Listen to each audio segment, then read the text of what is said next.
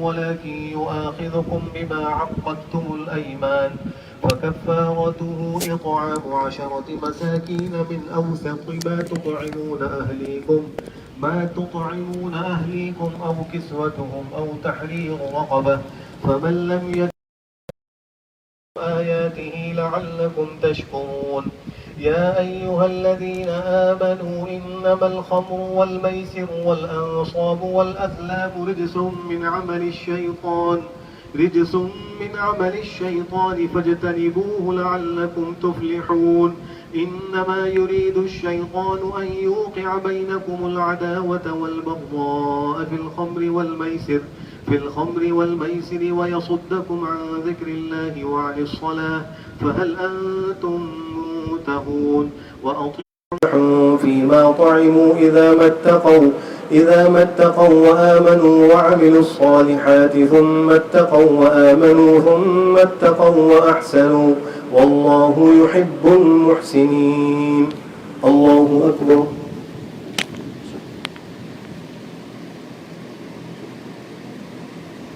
سمع الله لمن حمده.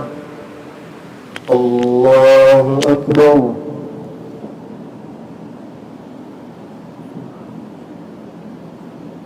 الله أكبر. الله أكبر.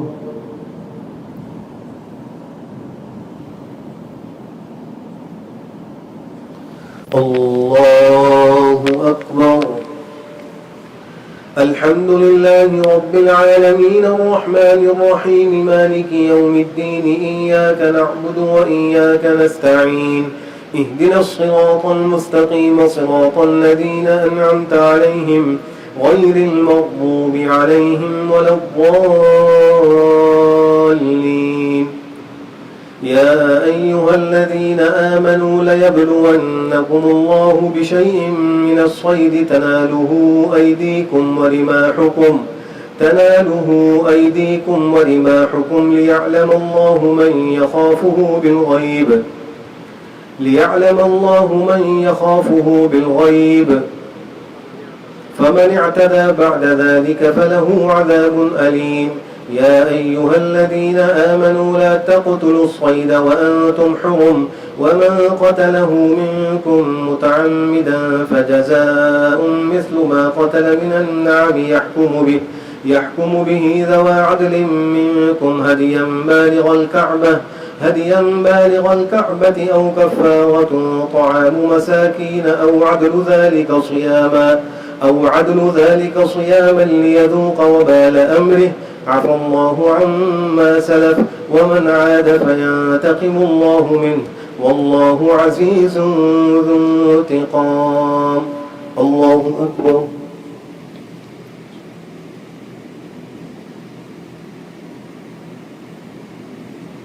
سمع الله لمن حمده. الله أكبر.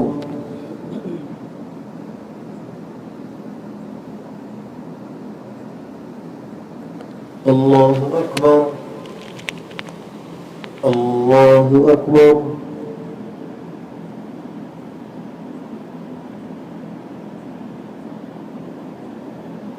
الله أكبر.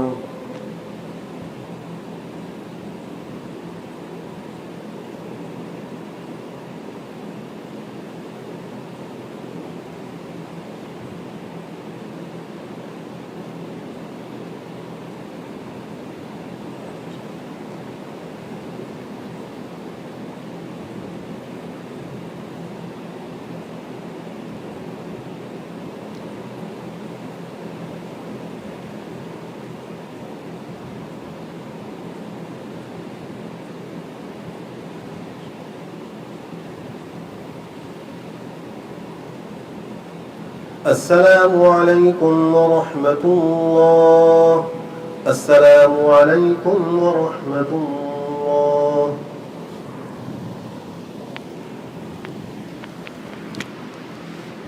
الله أكبر.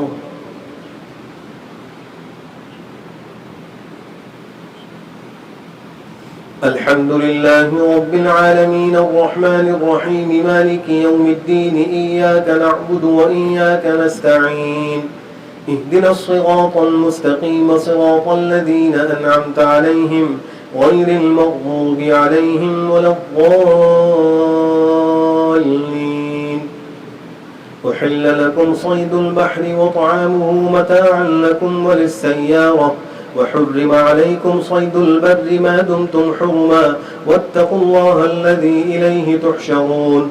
جعل الله الكعبة البيت الحرام قياما للناس والشهر الحرام والهدي والقلائد ذلك لتعلموا أن الله يعلم ما في السماوات وما في الأرض وأن الله بكل شيء عليم.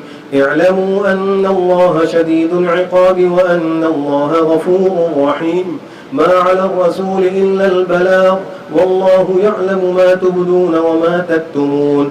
قل لا يستوي الخبيث والطيب ولو أعجبك كثرة الخبيث فاتقوا الله يا أولي الألباب لعلكم تفلحون. يا أيها الذين آمنوا لا تسألوا عن أشياء إن تبد لكم تسؤكم وإن تسألوا عنها حين ينزل القرآن تبد لكم عفى الله عنها والله غفور حليم. قد سألها قوم من قبلكم ثم أصبحوا بها كافرين. ما جعل الله الذين كفروا ولكن الذين كفروا يفترون على الله الكذب وأكثرهم لا.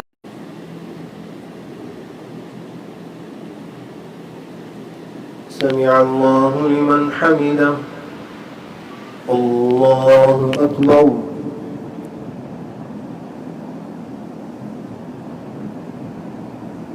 الله أكبر. الله أكبر.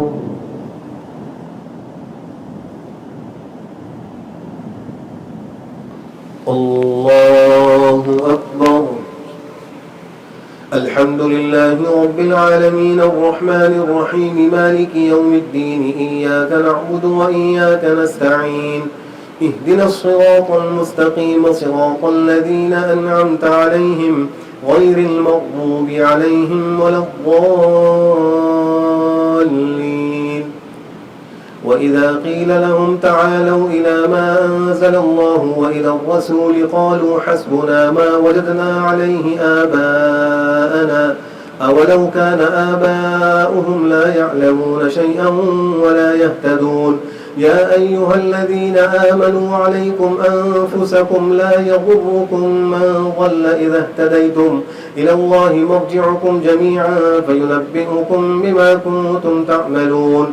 يا أيها الذين آمنوا شهادة بينكم إذا حضر أحدكم الموت حين الوصية اثنان ذوى عدل منكم أو آخران من غيركم إن أنتم ضربتم في الأرض فأصابتكم مصيبة الموت تحبسونهما من بعد الصلاة فيقسمان بالله إن ارتبتم لا نشتري به ثمنا ولو كان ذا قربى ولا نكتم شهادة الله إنا إذا لمن الآثمين. فإن عثر على أنهما استحقا إثما فآخران يقومان مقامهما من الذين استحق عليهم الأوليان فيقسمان بالله لشهادتنا أحق من شهادتهما وما اعتدينا إنا إذا لمن الظالمين. ذلك أدنى أن يأتوا بالشهادة على وجهها أو يخافوا أن ترد أيمان بعد أيمانهم واتقوا الله واسمعوا والله لا يهدي القوم الفاسقين. الله أكبر.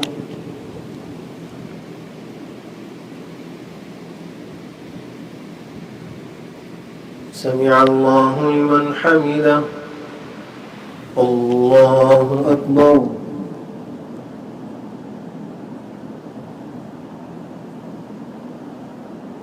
الله أكبر. الله أكبر.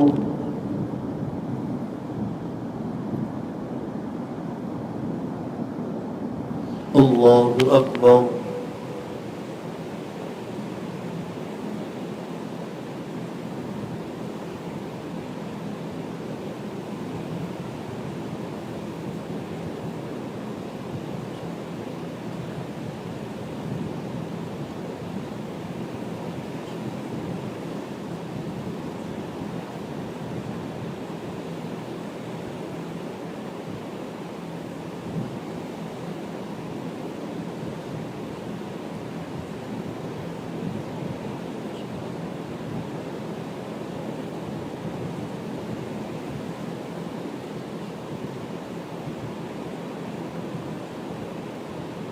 السلام عليكم ورحمة الله. السلام عليكم ورحمة الله.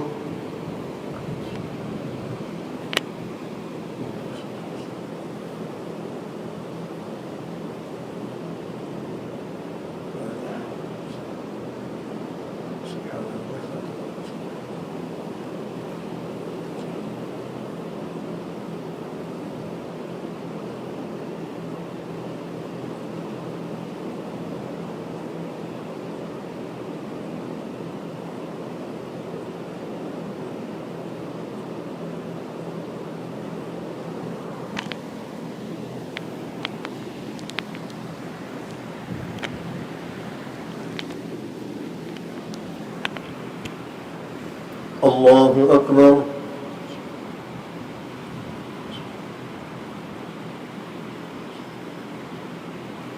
الحمد لله رب العالمين الرحمن الرحيم مالك يوم الدين إياك نعبد وإياك نستعين اهدنا الصراط المستقيم صراط الذين أنعمت عليهم غير المغضوب عليهم ولا الضالين.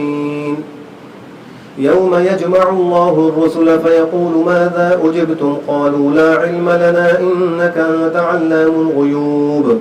إذ قال الله يا عيسى ابن مريم اذكر نعمتي عليك وعلى والدتك إذ أيدتك بروح القدس تكلم الناس في المهد وكهلا وإذ علمتك الكتاب والحكمة والتوراة والإنجيل وإذ تخلق من الطين كهيئة الطير بإذني فتنفخ فيها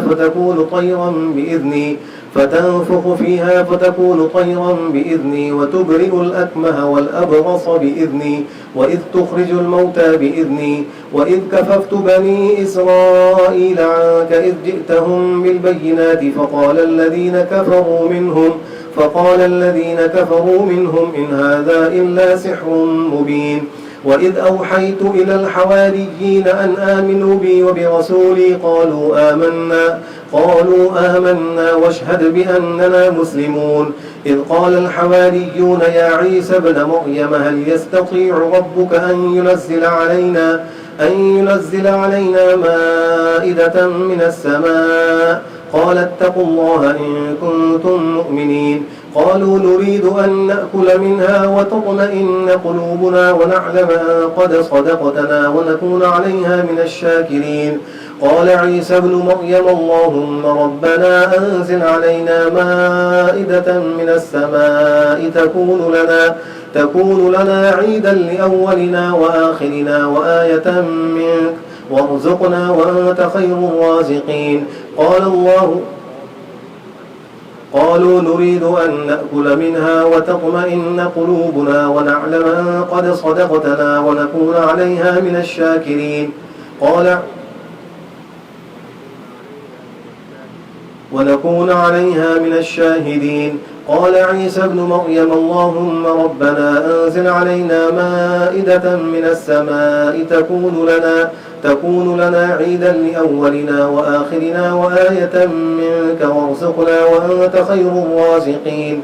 قال الله إني منزلها عليكم فمن يكفر بعد منكم فإني أعذبه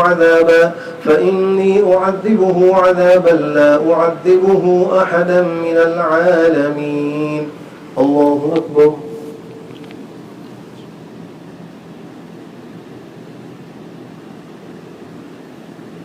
سمع الله لمن حمده. الله أكبر.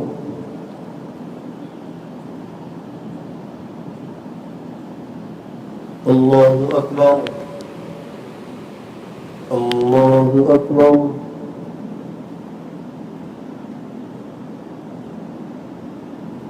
الله أكبر.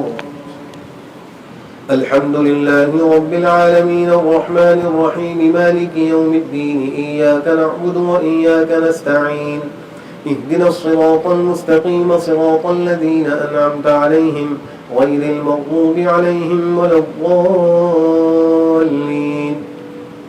وإذ قال الله يا عيسى ابن مريم أأنت قلت للناس اتخذوني وأمي إلهين من دون الله قال سبحانك ما يكون لي أن أقول ما ليس لي بحق إن كنت قلته فقد علمته تعلم ما في نفسي ولا أعلم ما في نفسك إنك أنت علام الغيوب ما قلت لهم إلا ما أمرتني به أن اعبدوا الله ربي وربكم وكنت عليهم شهيدا ما دمت فيهم فلما توفيتني كنت أنت الرقيب عليهم وأنت على كل شيء شهيد إن تعذبهم فإنهم عبادك وإن تغفر لهم فإنك أنت العزيز الحكيم قال الله هذا يوم ينفع الصادقين صدقهم لهم جنات تجري من تحتها الأنهار خالدين فيها أبدا رضي الله عنهم ورضوا عنه ذلك الفوز العظيم لله ملك السماوات والأرض وما فيهن وهو على كل شيء قدير الله أكبر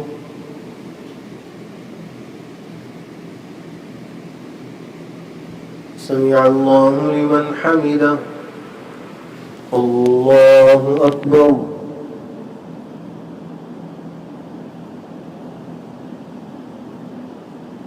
الله أكبر الله أكبر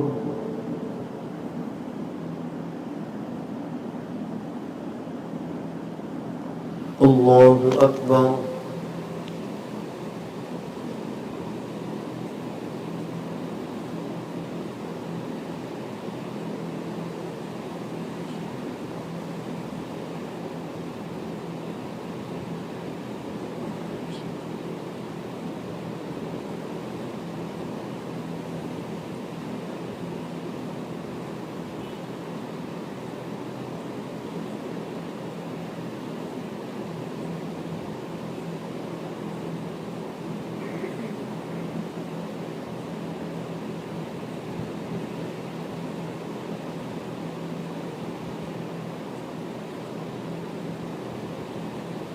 السلام عليكم ورحمة الله السلام عليكم ورحمة الله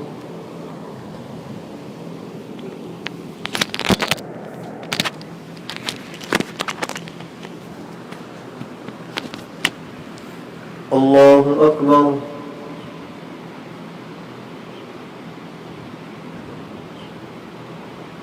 الحمد لله رب العالمين الرحمن الرحيم مالك يوم الدين إياك نعبد وإياك نستعين اهدنا الصراط المستقيم صراط الذين أنعمت عليهم غير المغضوب عليهم ولا الضالين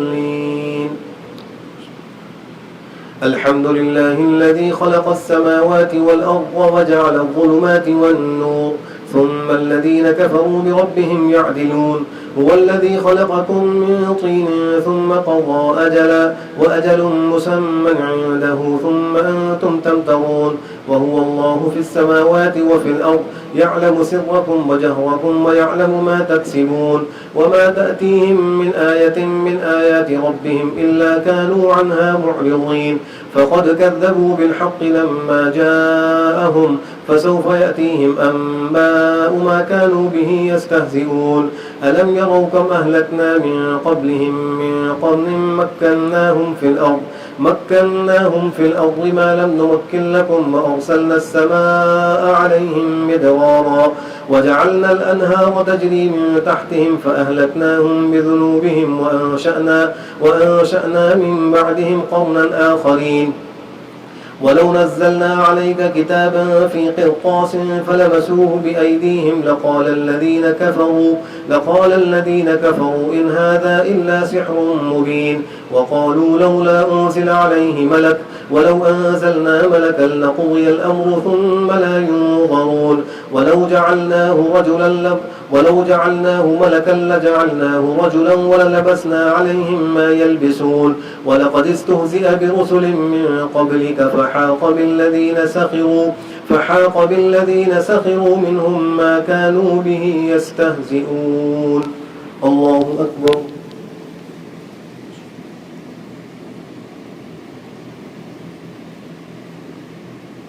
سمع الله لمن حمده الله أكبر.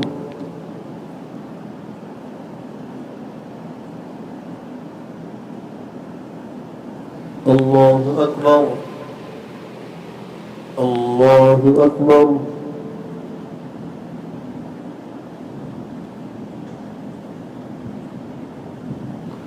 الله أكبر. الحمد لله رب العالمين الرحمن الرحيم مالك يوم الدين إياك نعبد وإياك نستعين اهدنا الصراط المستقيم صراط الذين أنعمت عليهم غير المغضوب عليهم ولا الضالين. قل سيروا في الأرض ثم انظروا كيف كان عاقبة المكذبين. قل لمن ما في السماوات والأرض قل لله كتب على نفسه الرحمة ليجمعنكم إلى يوم القيامة لا ريب فيه الذين خسروا أنفسهم فهم لا يؤمنون. وله ما سكن في الليل والنهار وهو السميع العليم. قل أغير الله أتخذ وليا فاطر السماوات والأرض وهو يطعم ولا يطعم. قل إني أمرت أن أكون أول من أسلم ولا تكونن من المشركين. قل إني أخاف إن عصيت ربي عذاب يوم عظيم. قل الله أعبد مخلصا له الدين. قل إني أخاف إن عصيت ربي عذاب يوم عظيم. من يصرف عنه يومئذ فقد رحمه وذلك الفوز المبين. وإن يمسسك الله بضر فلا كاشف له إلا هو وإن يمسسك بخير فهو على كل شيء قدير وهو القاهر فوق عباده وهو الحكيم الخبير. الله أكبر.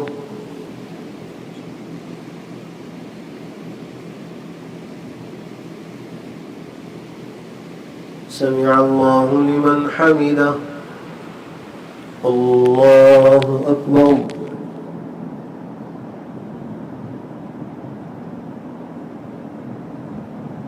الله أكبر. الله أكبر.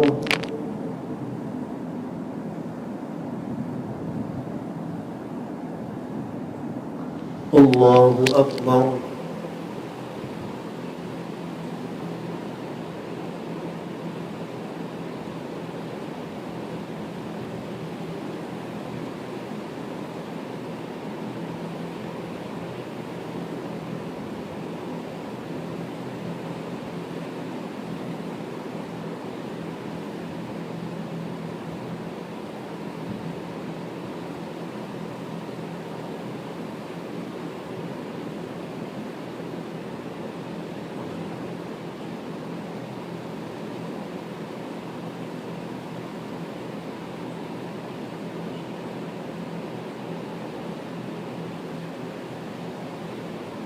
السلام عليكم ورحمة الله. السلام عليكم ورحمة الله.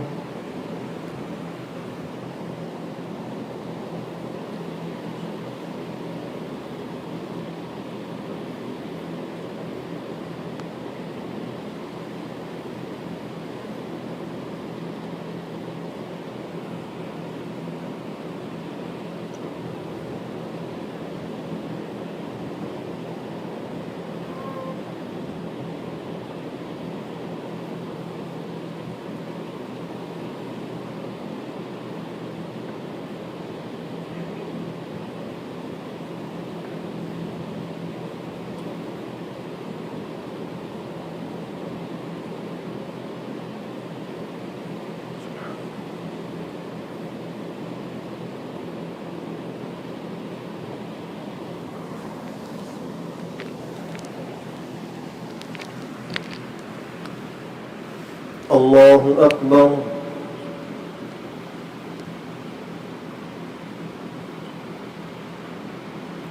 الحمد لله رب العالمين الرحمن الرحيم مالك يوم الدين إياك نعبد وإياك نستعين اهدنا الصراط المستقيم صراط الذين أنعمت عليهم غير المغضوب عليهم ولا الضالين.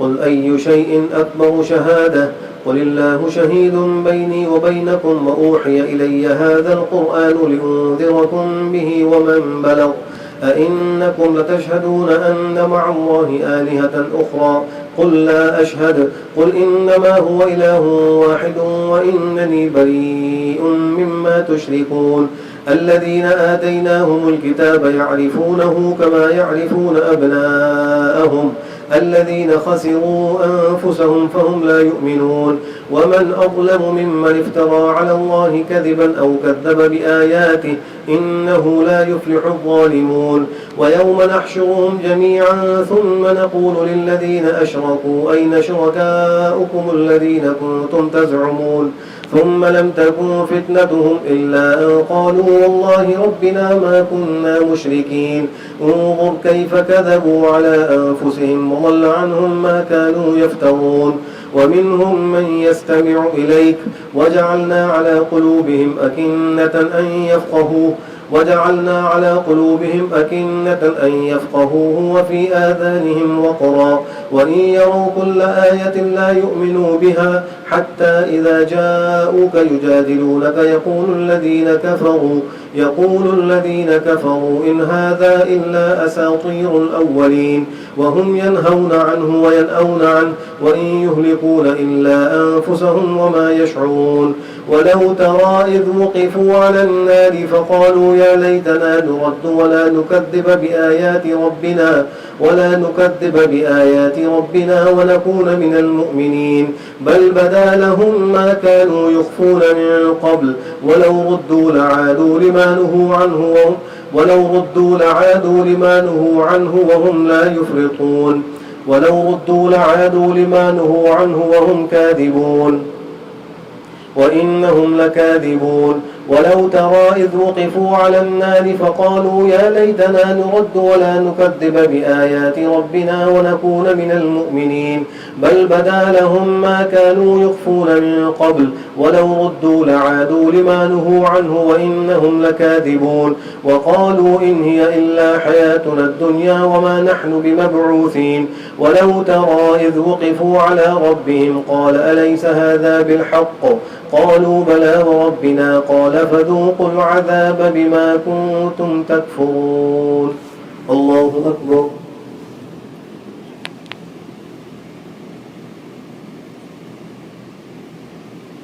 سمع الله لمن حمده الله أكبر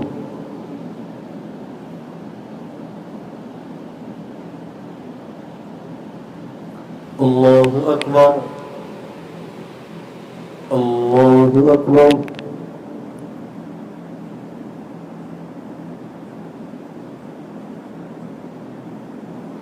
الله أكبر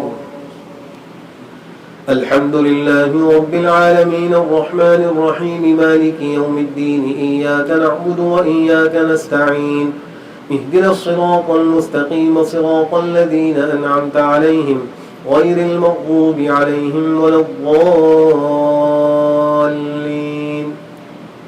قد خسر الذين كذبوا بلقاء الله حتى إذا جاءتهم الساعة بغتة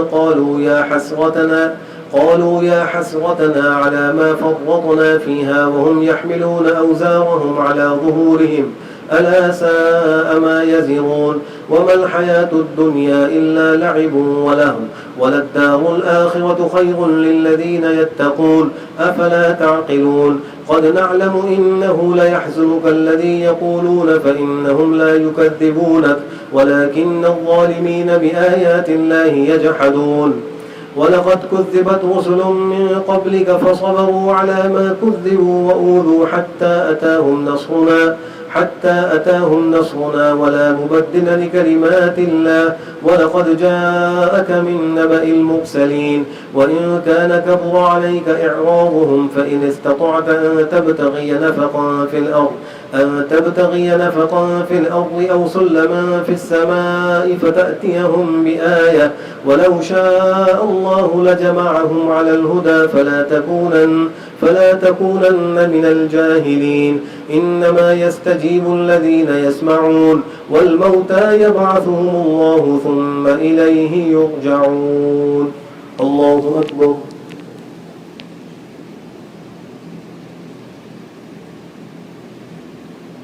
سمع الله لمن حمده. الله أكبر.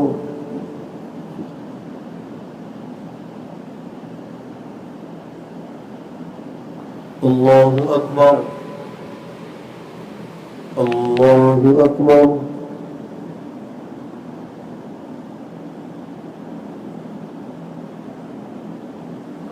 الله أكبر.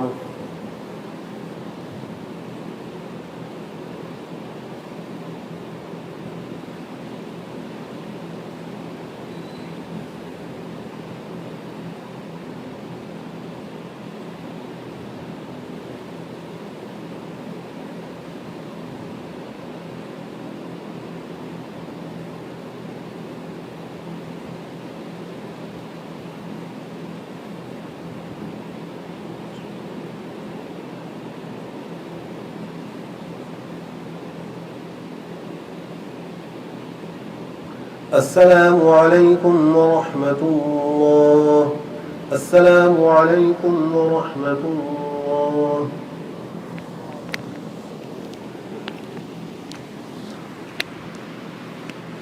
الله أكبر.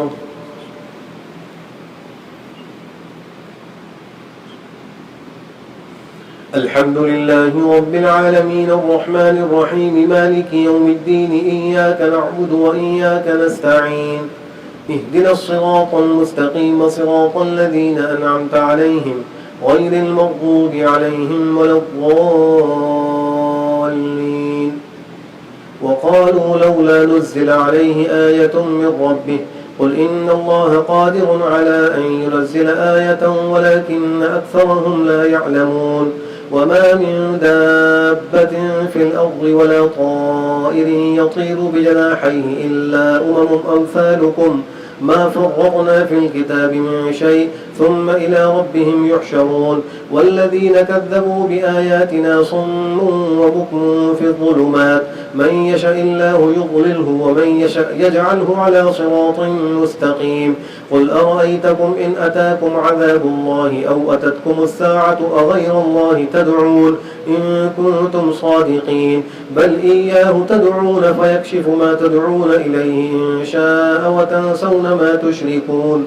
ولقد أرسلنا إلى من قبلك فأخذناهم بالبأساء والضراء لعلهم يتضرعون فلولا إذ جاءهم بأسنا تضرعوا ولكن قست قلوبهم وزين لهم الشيطان ما كانوا يعملون. فلما نسوا ما ذكروا به فتحنا عليهم أبواب كل شيء حتى إذا فرحوا بما أوتوا أخذناهم بغتة فإذا هم مبلسون. فقطع دابر القوم الذين ظلموا والحمد لله رب العالمين. الله أكبر.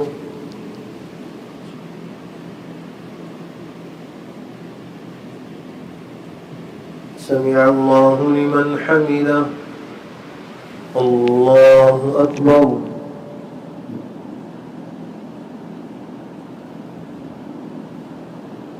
الله أكبر. الله أكبر.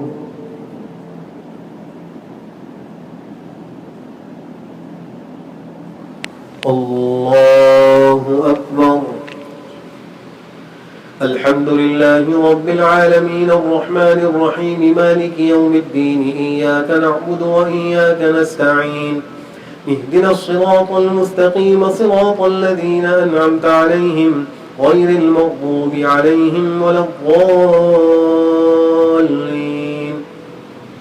قل أرأيتم إن أخذ الله سمعكم وأبصاركم وختم على قلوبكم من إله غير الله يأتيكم به انظر كيف نصرف الآيات ثم هم يصدفون. قل أرأيتكم إن أتاكم عذاب الله بغتة أو جهرة هل يهلك إلا القوم الظالمون.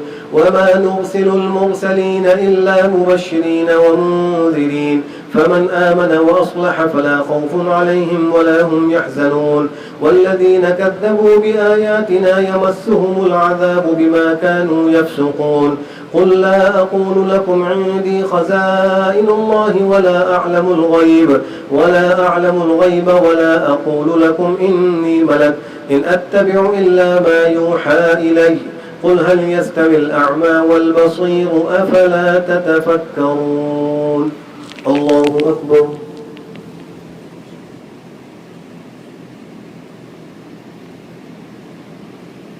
سمع الله لمن حمده الله أكبر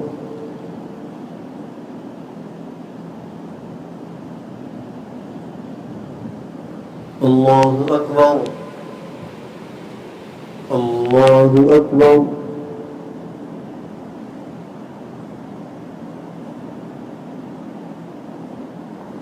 الله أكبر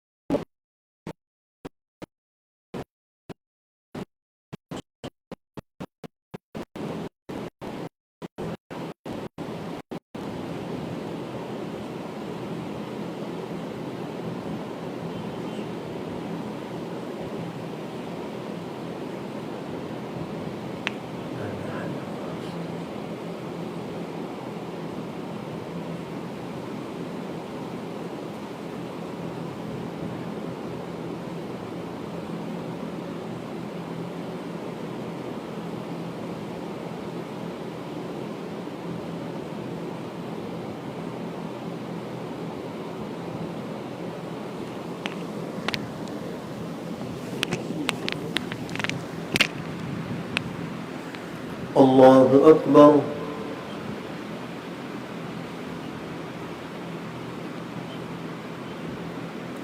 الحمد لله رب العالمين الرحمن الرحيم مالك يوم الدين إياك نعبد وإياك نستعين اهدنا الصراط المستقيم صراط الذين أنعمت عليهم غير المغضوب عليهم ولا الضالين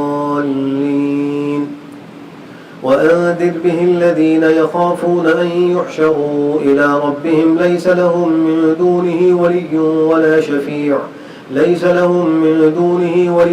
ولا شفيع لعلهم يتقون ولا تطرد الذين يدعون ربهم بالغداة والعشي يريدون وجهه ما عليك من حسابهم من شيء وما من حسابك عليهم من شيء فتطردهم فتكون من الظالمين وكذلك فتنا بعضهم ببعض ليقولوا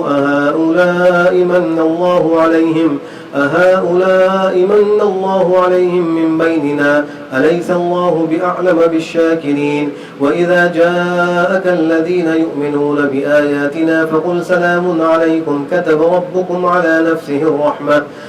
ربكم على نفسه الرحمة أنه من عمل منكم سوءا بجهالة ثم تاب من بعده وأصلح فأنه غفور رحيم وكذلك نفصل الآيات ولتستبين سبيل المجرمين قل إني نهيت أن أعبد الذين تدعون من دون الله قل لا أتبع أهواءكم قد ضللت إذا وما أنا من المهتدين قل إني على بينة من ربي وكذبتم به ما عندي ما تستعجلون به إن الحكم إلا لله يقص الحق وهو خير الفاصلين قل لو أن عندي ما تستعجلون به لقضي الأمر بيني وبينكم والله أعلم بالظالمين.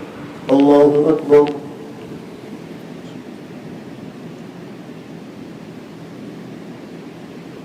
سمع الله لمن حمده.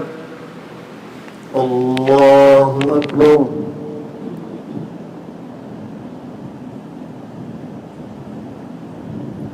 الله أكبر. الله أكبر.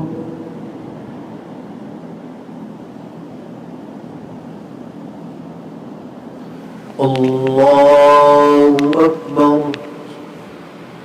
الحمد لله رب العالمين الرحمن الرحيم مالك يوم الدين إياك نعبد وإياك نستعين اهدنا الصراط المستقيم صراط الذين أنعمت عليهم غير المغضوب عليهم ولا الضالين. وعنده مفاتح الغيب لا يعلمها إلا هو ويعلم ما في البر والبحر وما تسقط من ورقة إلا يعلمها ولا حبة في ظلمات الأرض ولا رطب ولا يابس إلا في كتاب مبين. وهو الذي يتوفاكم بالليل ويعلم ما جرحتم بالنهار ثم يبعثكم فيه ليقضى أجل مسمى ثم إليه مرجعكم ثم ينبئكم بما كنتم تعملون. وهو القاهر فوق عباده ويرسل عليكم حفظة حتى إذا جاء أحدهم الموت توفته رسلنا وهم لا يفرقون ثم ردوا إلى الله مولاهم الحق ألا له الحكم وهو أسرع الحاسبين. قل من ينجيكم من ظلمات البر والبحر تدعونه تضرعا وخفية لئن أنجانا من هذه لنكونن من الشاكرين. قل الله ينجيكم منها ومن كل كرب ثم أنتم تشركون. قل هو القادر على أن يبعث عليكم عذابا من فوقكم أو من تحت أرجلكم أو يلبسكم شيعا ويذيق بعضكم بأس بعض. انظر كيف نصرف الآيات لعلهم يفقهون. وكذب به قومك وهو الحق قل لست عليكم بوكيل لكل نبأ مستقر وسوف تعلمون. الله أكبر.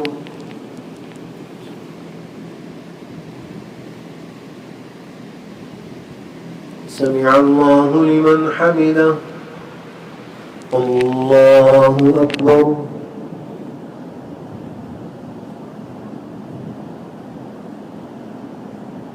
الله أكبر. الله أكبر.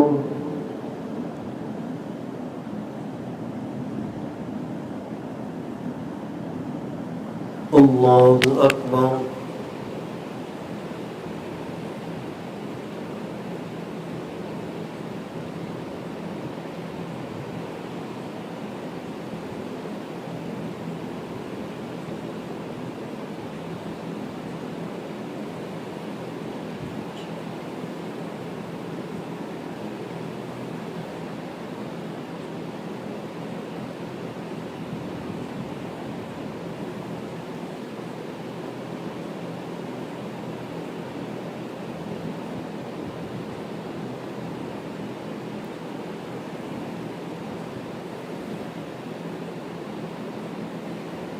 السلام عليكم ورحمة الله. السلام عليكم ورحمة الله.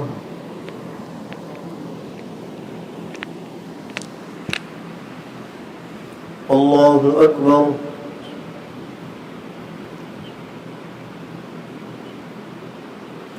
الحمد لله رب العالمين الرحمن الرحيم مالك يوم الدين إياك نعبد وإياك نستعين اهدنا الصراط المستقيم صراط الذين أنعمت عليهم غير المغضوب عليهم ولا الضالين.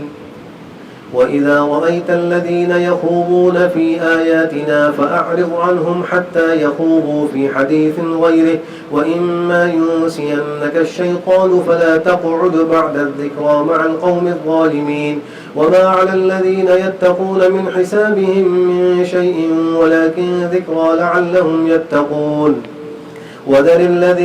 وذر الذين اتخذوا دينهم لعبا ولهوا وغرتهم الحياة الدنيا وذكر به أن تبسل نفس بما كسبت ليس لها من دون الله ولي ولا شفيع وإن تعدل كل عدل لا يؤخذ منها أولئك الذين أبسلوا بما كسبوا لهم شراب من حميم وعذاب أليم بما كانوا يكفرون قل أندعو من دون الله ما لا ينفعنا ولا يضرنا ونرد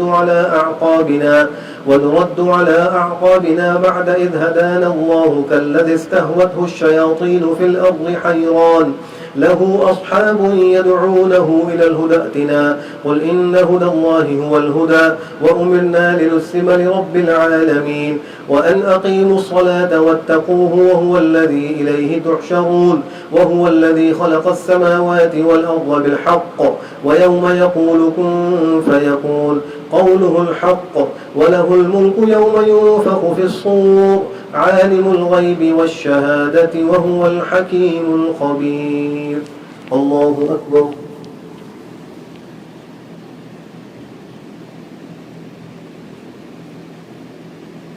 سمع الله لمن حمده الله أكبر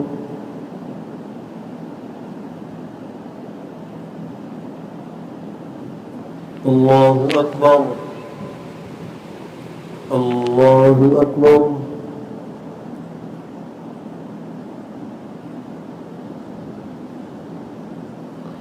الله أكبر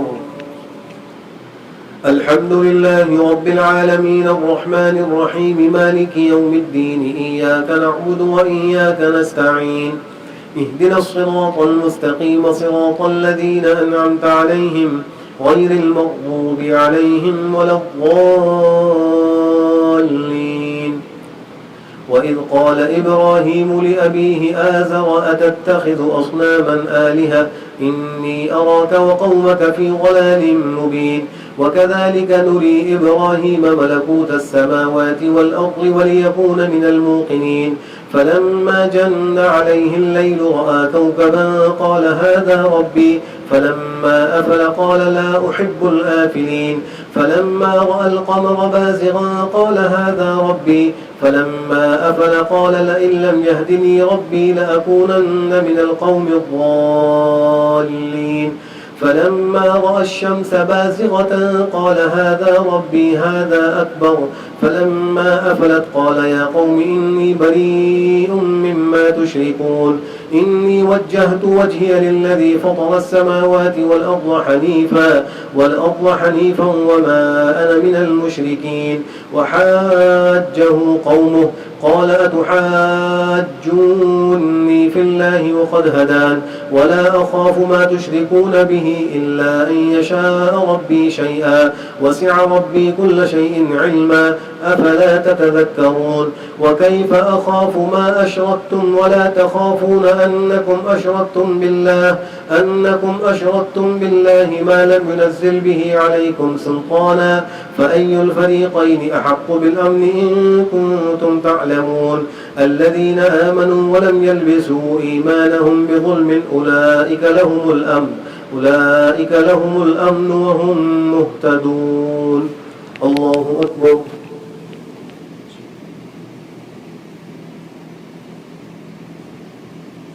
سمع الله لمن حمده الله أكبر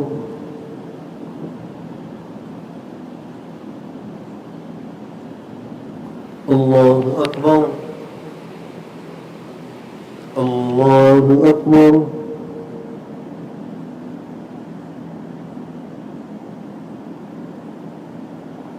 الله أكبر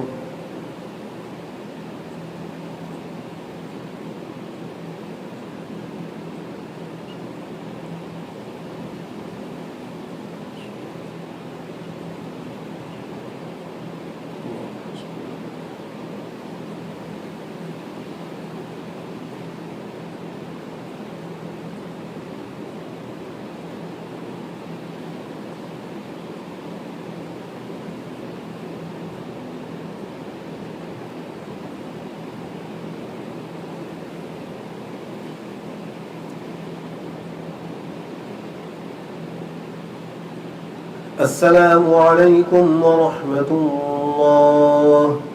السلام عليكم ورحمة الله.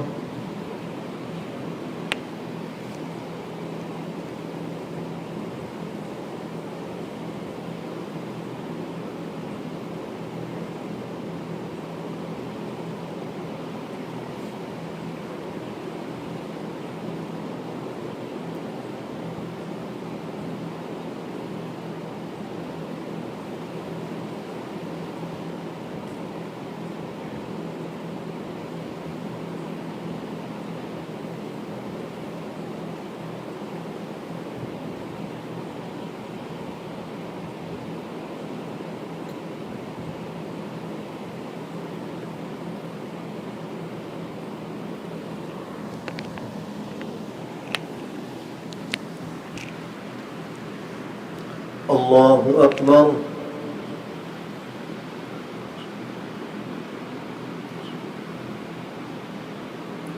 الحمد لله رب العالمين الرحمن الرحيم مالك يوم الدين إياك نعبد وإياك نستعين اهدنا الصراط المستقيم صراط الذين أنعمت عليهم غير المغضوب عليهم ولا الضالين. وتلك حجتنا آتيناها إبراهيم على قومه نرفع درجات من نشاء إن ربك حكيم عليم. ووهبنا له إسحاق ويعقوب كلا هدينا ونوحا هدينا من قبل ومن ذريته داود وسليمان وأيوب ويوسف وموسى وهارون وكذلك نجزي المحسنين. وزكريا ويحيى وعيسى وإلياس كل من الصالحين. وإسماعيل واليسع ويونس ولوطا وكلا فضلنا على العالمين. ومن آبائهم وذرياتهم وإخوانهم واجتبيناهم وهديناهم إلى صراط مستقيم. ذلك هدى الله يهدي به من يشاء من عباده ولو أشركوا لحبط عنهم ما كانوا يعملون. أولئك الذين آتيناهم الكتاب والحكم والنبوة فإن يكفر بها هؤلاء فقد وكلنا بها قوما ليسوا بها بكافرين. أولئك الذين هدى الله فبهداه مقتده قل لا أسألكم عليه أجرا إن هو إلا ذكرى للعالمين. الله أكبر.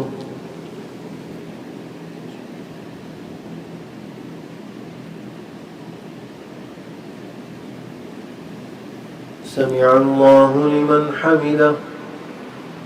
الله أكبر.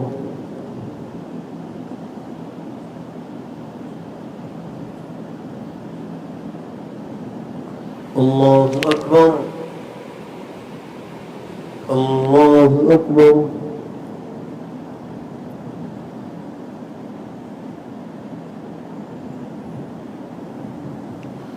الله أكبر. الحمد لله رب العالمين الرحمن الرحيم مالك يوم الدين إياك نعبد وإياك نستعين اهدنا الصراط المستقيم صراط الذين أنعمت عليهم غير المغضوب عليهم ولا الضالين. أولئك الذين هداهم الله فبهداه مقتده قل لا أسألكم عليه أجرا إن هو إلا ذكرى للعالمين. وما قدروا الله حق قدره إذ قالوا ما أنزل الله على بشر من شيء قل من أنزل الكتاب الذي جاء به موسى نورا وهدى للناس تجعلونه قراطيس تبدونها وتخفون كثيرا وعلمتم ما لم تعلموا أنتم ولا آباؤكم قل الله ثم ذرهم في خوضهم يلعبون.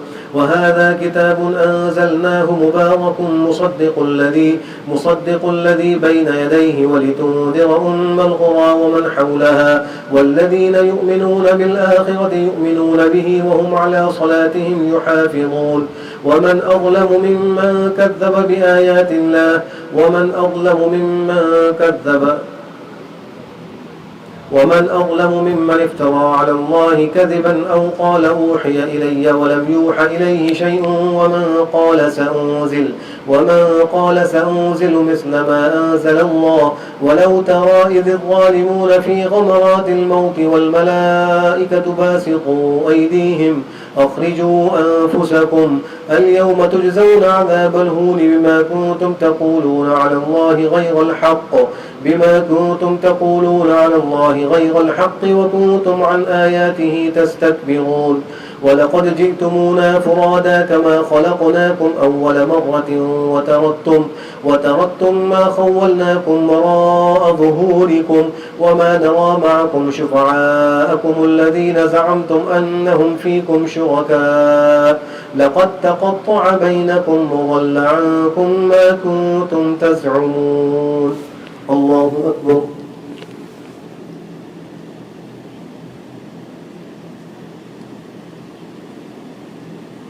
سمع الله لمن حمده.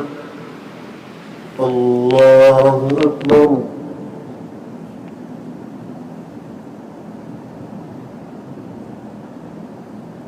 الله أكبر. الله أكبر.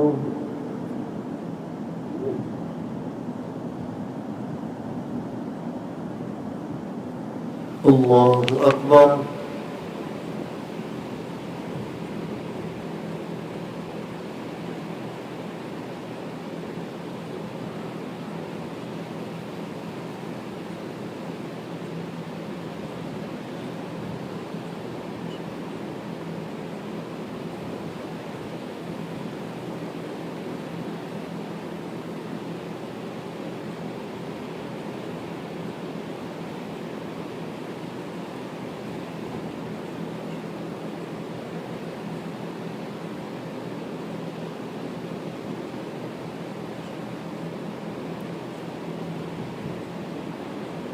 السلام عليكم ورحمة الله. السلام عليكم ورحمة الله.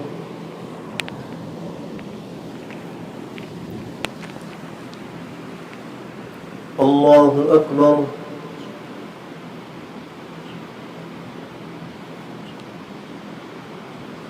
الحمد لله رب العالمين الرحمن الرحيم مالك يوم الدين إياك نعبد وإياك نستعين اهدنا الصراط المستقيم صراط الذين أنعمت عليهم غير المغضوب عليهم ولا الضالين. إن الله فالق الحب والنوى يخرج الحي من الميت ومخرج الميت من الحي ذلكم الله فأنى تؤفكون. فالق الإصباح وجعل الليل سكنا والشمس والقمر حسبانا ذلك تقدير العزيز العليم. وهو الذي جعل لكم النجوم لتهتدوا بها في ظلمات البر والبحر قد فصلنا الآيات لقوم يعلمون. وهو الذي أنشأكم من نفس واحدة فمستقر ومستودع قد فصلنا الآيات لقوم يفقهون. وهو الذي أنزل من السماء ماء فأخرجنا به ثمرات مختلفا ألوانها. وهو الذي أنزل من السماء ماء فأخرجنا به من كل الثمرات. وهو الذي أنزل من السماء ماء فأخرجنا به نبات كل شيء فأخرجنا منه خضرا نخرج منه حبا متراكبا ومن النخل من طلعها قنوان دانية وجنات من أعناب والزيتون والرمان مشتبها وغير متشابه انظروا إلى ثمره إذا أثمر وينعه إن في ذلكم لآيات لقوم يؤمنون. وجعلوا لله شركاء الجن وخلقهم وخرقوا له بنين وبنات بغير علم سبحانه وتعالى عما يصفون. بديع السماوات والأرض أنى يكون له ولد ولم تكن له صاحبة وخلق كل شيء وهو بكل شيء عليم. ذلكم الله ربكم لا إله إلا هو خالق كل شيء فاعبدوه وهو على كل شيء وكيل. لا تدركه الأبصار وهو يدرك الأبصار وهو اللطيف الخبير. قد جاءكم بصائر من ربكم فمن أبصر فلنفسه ومن عمي فعليها وما أنا عليكم بوكيل. الله أكبر.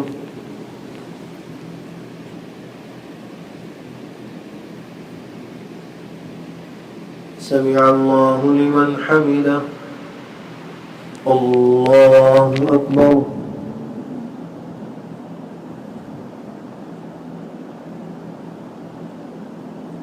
الله أكبر. الله أكبر.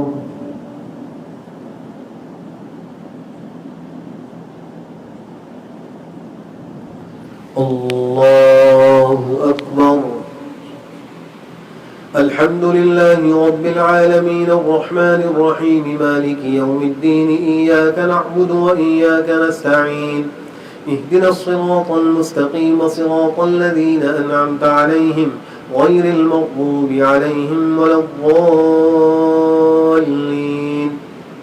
وكذلك نصرف الآيات وليقولوا درست ولنبينه لقوم يعلمون. لا تدركه الأبصار وهو يدرك الأبصار وهو اللطيف الخبير. قد جاءكم بصائر من ربكم فمن أبصر فلنفسه ومن عمي فعليها وما أنا عليكم بوكيل. وما أنا عليكم بحفيظ. واتبع ما أوحي إليك من ربك لا إله إلا هو وأعرض عن المشركين. وكذلك نصرف الآيات وليقولوا درست ولنبينه لقوم يعلمون.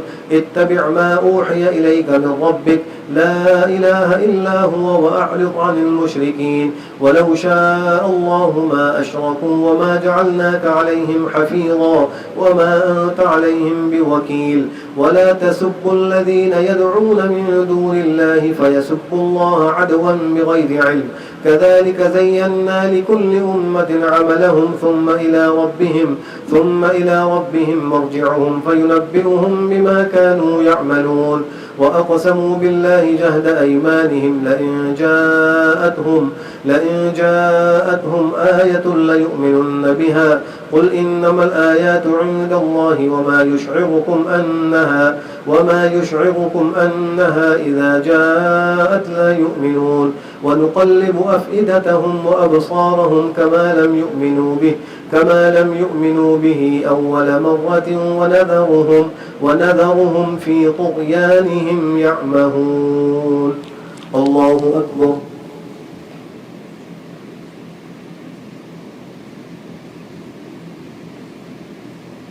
سمع الله لمن حمده. الله أكبر.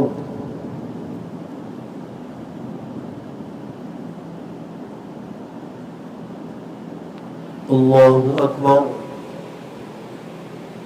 الله أكبر.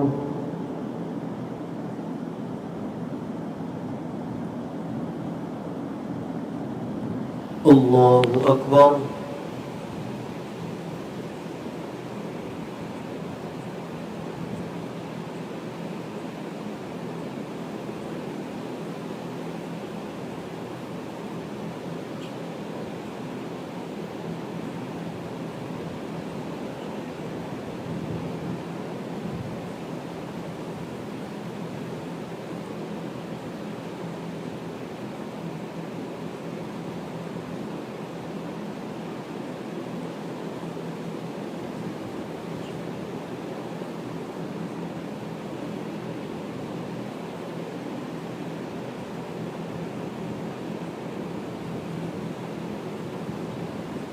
السلام عليكم ورحمة الله.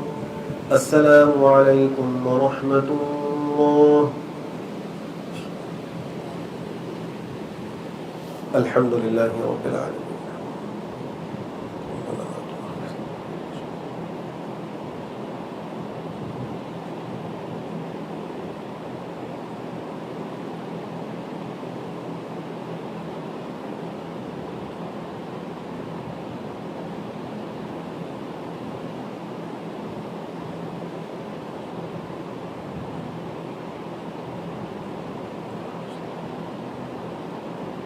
برحمتك يا أرحم الراحمين.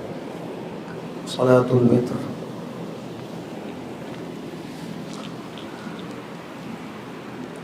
الله أكبر.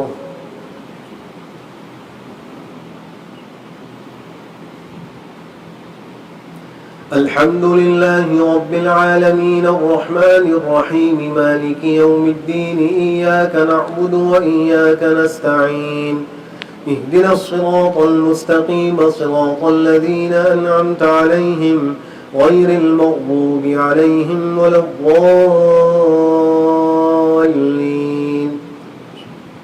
سبح اسم ربك الأعلى الذي خلق فسوى والذي قدر فهدى والذي أخرج المرعى فجعله غثاء أحوى سنقرئك فلا تنسى إلا ما شاء الله إنه يعلم الجهر وما يخفى ونيسرك لليسرى فذكر إن نفعت الذكرى سيذكر من يخشى ويتجنبها الأشقى الذي يصلى النار الكبرى ثم لا يموت فيها ولا يحيا قد أفلح من تزكى وذكر اسم ربه فصلى بل تؤثرون الحياة الدنيا والآخرة خير وأبقى إن هذا لفي الصحف الأولى صحف إبراهيم وموسى. الله أكبر.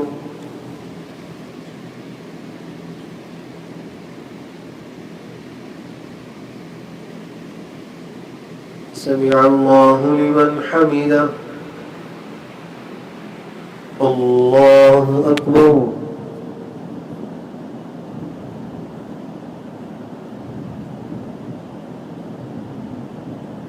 الله أكبر. الله أكبر.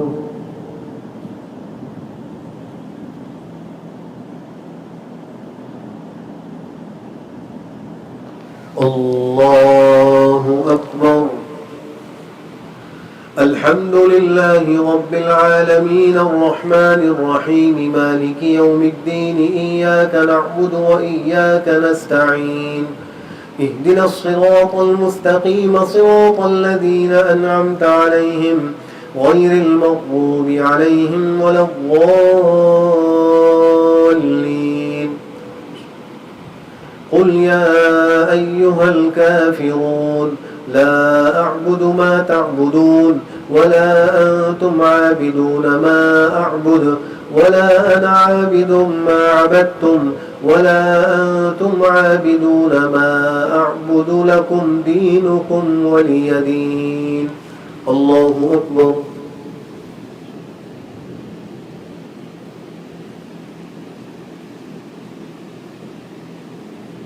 سمع الله لمن حمده. الله أكبر.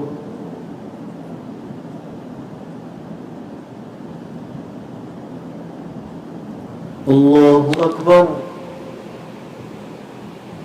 الله أكبر.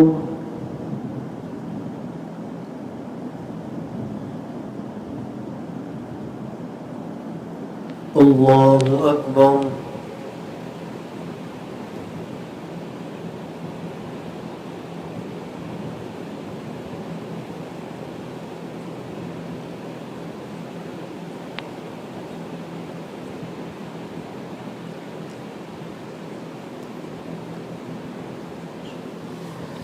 الله أكبر.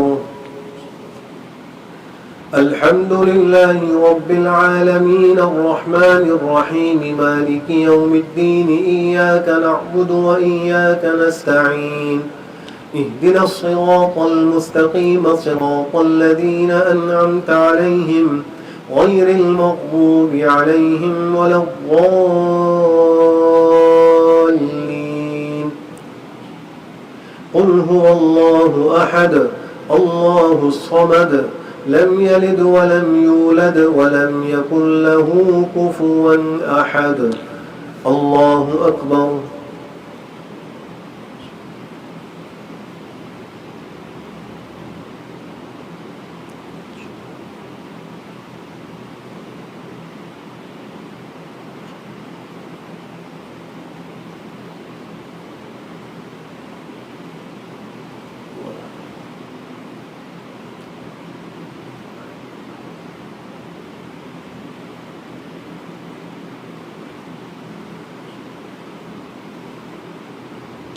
अल्लाहु अकबर।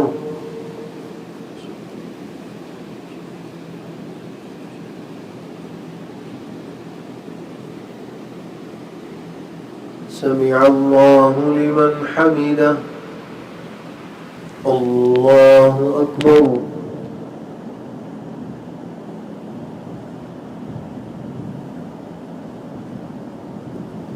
अल्लाहु अकबर। अल्लाहु अकबर।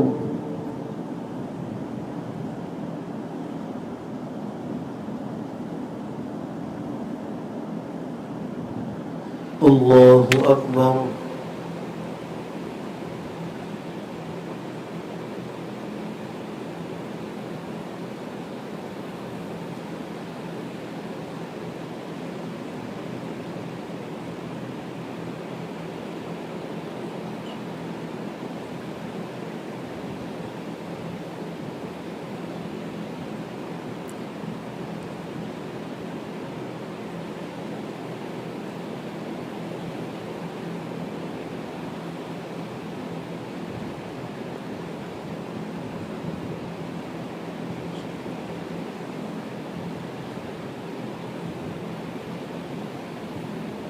السلام عليكم ورحمة الله. السلام عليكم ورحمة الله.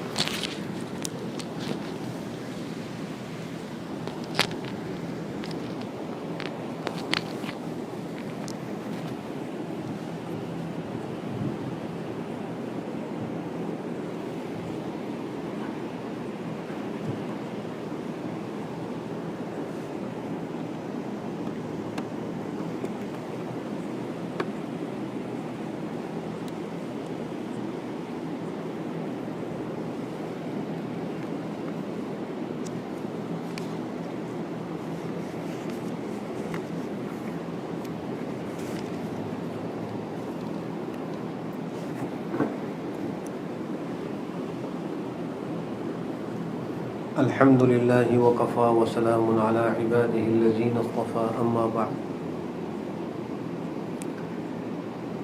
7वें सिपारे के आगाज़ में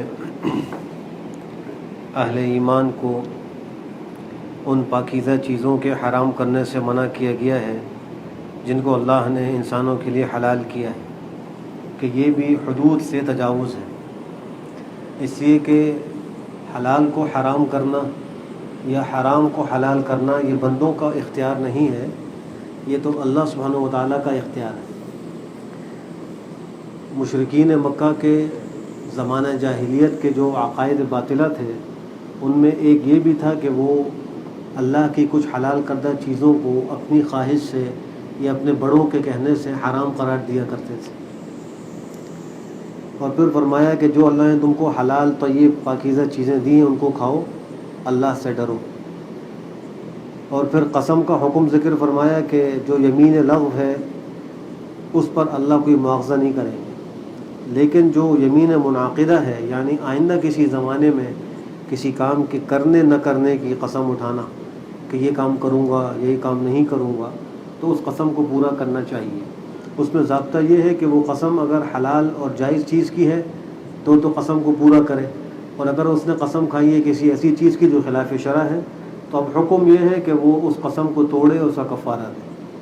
اور کفارہ یہاں یہ ذکر کیا گیا ہے کہ وہ 10 مسکینوں کو کھانا کھلانا ہے درمیانے کھانے سے، یعنی 10 مسکینوں کو صبح و شام کا کھانا دینا، یا ان کو کپڑا پہنانا، 2 کپڑے اس میں شامل ہیں، یا غلام آزاد کرنا۔ اگر ان میں سے کوئی کام نہ کر سکے تو پھر آخری مرتبے میں یہ ہے کہ وہ 3 دن کے لگاتار روزے رکھے، یہ قسم کا کفارہ ہے۔ پھر اللہ سبحانہ و تعالیٰ نے اس پہلے رکوع کے اندر شراب، جوا اور پانسوں سے جو وہ تقسیم کیا کرتے تھے، کچھ تیر ہوتے تھے، ان تیروں کو نکالتے تھے اور وہ پانسے نکال کر ان سے تقسیم اور دیگر نسب وغیرہ کا فیصلہ کرتے تھے، ان سب چیزوں کو گندگی شیطان کے عمل سے قرار دیا ہے اور اس سے بچنے کا حکم دیا ہے۔ یہ سورہ مائدہ کی آیت نمبر جو 90 ہے، اس آیت میں شراب کی قطعی حرمت نازل ہو گئی ہے۔ پھر فرمایا کہ شیطان تو چاہتا ہے کہ تمہارے درمیان میں دشمنیاں اور بغض پیدا کر دے شراب اور جوئے کی وجہ سے۔ شراب پینے والا بھی اول فول بکتا ہے، گالم گلوچ کرتا ہے، جس کی وجہ سے دوسرے لوگوں کے دلوں میں اس کی عداوت آ جاتی ہے۔ ایسے ہی جوئے کے اندر جو ہارنے والا ہوتا ہے وہ جیتنے والے سے حسد کرتا ہے، دشمنی کرتا ہے۔ یہ دونوں ایسے حرام ہیں کہ ان کے ارتکاب سے انسانوں کے آپس میں بغض، حسد اور عداوت جنم لیتی ہے۔ پھر فرمایا کہ بیت اللہ کی تعظیم کرو اور حالت احرام میں حدود حرم کے اندر شکار کرنے سے پرہیز کرو۔ جب انسان محرم ہو تو اس پر شکار حرام ہوتا ہے، البتہ جو سمندر کا شکار ہے وہ حالت احرام میں حلال ہے، خشکی کا شکار جو ہے وہ حرام ہے۔ پھر اہل ایمان کو یہ بھی کہا گیا ہے کہ تم بلا ضرورت سوالات نہ کیا کرو، اس لیے کہ ایک دفعہ ایسا ہوا تھا کہ کچھ لوگوں نے آپ صلی اللہ تعالیٰ علیہ وآلہ وسلم سے یہ سوال کیا کہ یہ جو حج فرض ہوا ہے یہ 1 سال کے لیے ہوا ہے یا ہر سال حج فرض ہوگا؟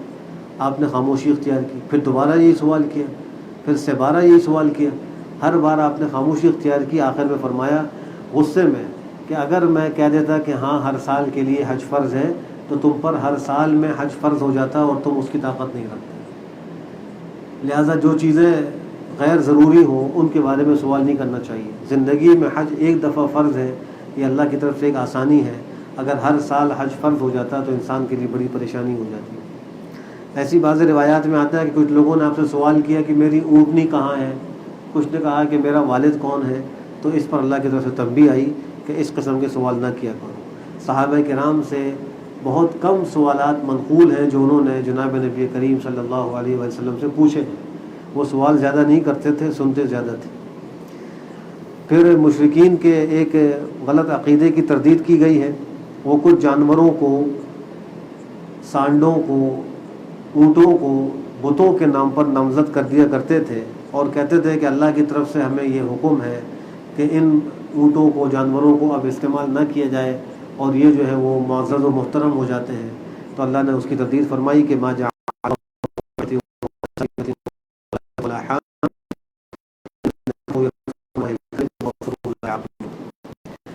ایک اور غلطی کی بھی تردید کی ہے، وہ غلطی یہ کہ مشرکین کو جب دعوت دی جاتی تھی دین کی اور اسلام کی توحید کی تو وہ کہتے تھے کہ ہم تو کوئی طریقہ کافی ہے جس پر ہم نے لوگوں کو پایا ہے۔ جو دین تھا بس ہمیں تو وہی پسند ہے، اور پیغمبر کی دعوت کو قبول نہیں کرتے. اللہ فرماتے ہیں کیا ان کے آباء و اجداد کچھ علم نہ رکھتے ہوں، نہ ہدایت پر ہوں، تو کیا پھر بھی انہی کی بات مانیں گے؟ اور یہ فرمایا کہ ایمان والو تم اپنی جانوں کی فکر کرو، اگر کوئی شخص گمراہ ہے تو وہ تم کو نقصان نہیں پہنچا سکتا بشرطے کہ تم ہدایت پر ہو. یعنی اگر انسان اصول کے مطابق دین کی دعوت دیتا رہے، امر بالمعروف و نہی عن المنکر کرتا رہے، اور اس کے بعد بھی کچھ لوگ ایمان لے کر نہ آئیں، گمراہی پر جمے رہیں، تو ان کی گمراہی کا اس مومن کو کوئی نقصان نہیں ہوگا.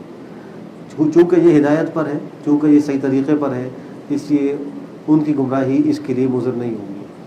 پھر گواہی کا بھی یہ اصول ذکر فرمایا کہ جب وصیت وغیرہ کرنی ہو تو اس میں اپنے مسلمان لوگوں میں سے 2 لوگوں کو گواہ بھی بنا لیا کرو. بسا اوقات انسان کو وصیت کی ضرورت ہوتی ہے تو اس وصیت کے اندر ثقافت پیدا کرنے کے لیے اس پر 2 گواہ مقرر کر لینے چاہیے.